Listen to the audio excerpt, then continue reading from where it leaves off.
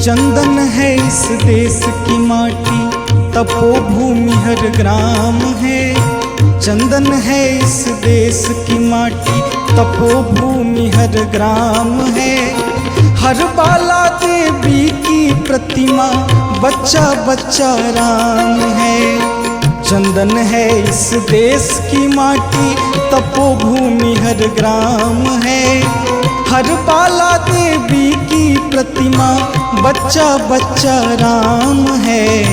चंदन है इस देश की माटी।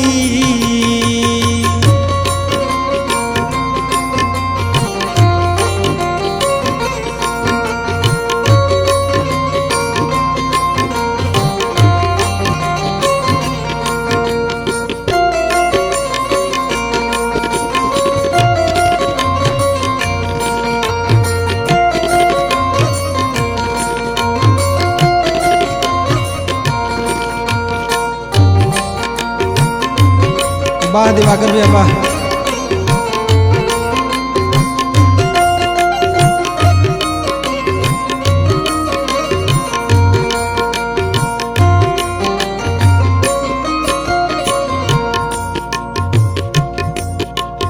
हर शरीर मंदिर सा पावन, हर मानव उपकारी है।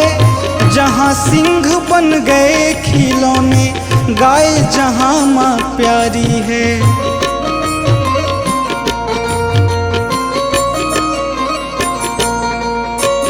हर शरीर मंदिर सा पावन, हर मानव उपकारी है। जहाँ सिंह बन गए खिलौने, गाय जहाँ माँ प्यारी है। जहाँ सवेरा शंख बजाता, जहाँ सवेरा शंख बजाता, लोरी गाती शाम है। हर बाला देवी की प्रतिमा, बच्चा बच्चा राम है। चंदन है इस देश की माटी, तपोभूमि हर ग्राम है। हर बाला देवी की प्रतिमा, बच्चा बच्चा राम है। चंदन है इस देश की माटी।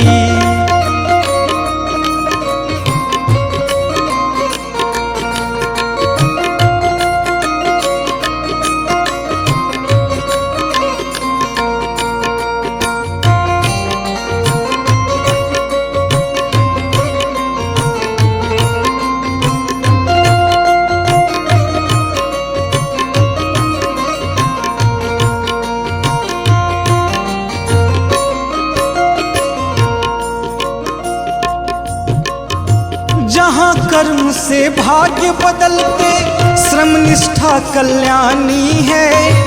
त्याग और तप की गाथाएं गाती कवि की वाणी है।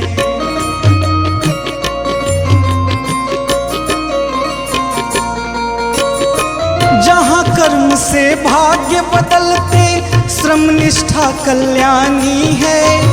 त्याग और तप की गाथाएं गाती कवि की वाणी है। ज्ञान जहाँ का गंगा जल सा,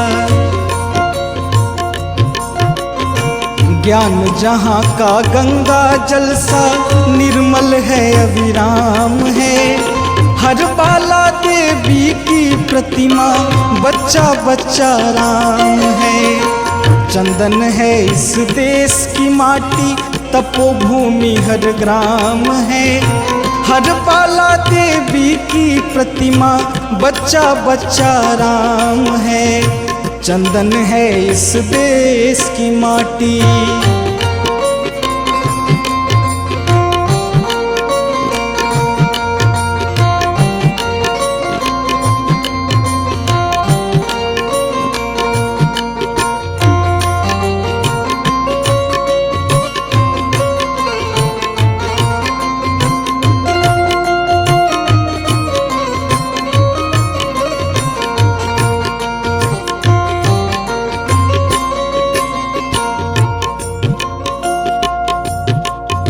जिसके सैनिक समर भूमि में गाया करते गीता है। जहाँ खेत में हल के नीचे खेला खेला करती सीता है।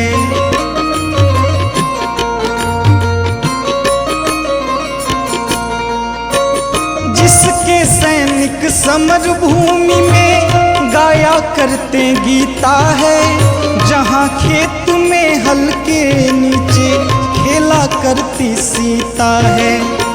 जीवन का आदर्श जहाँ पर,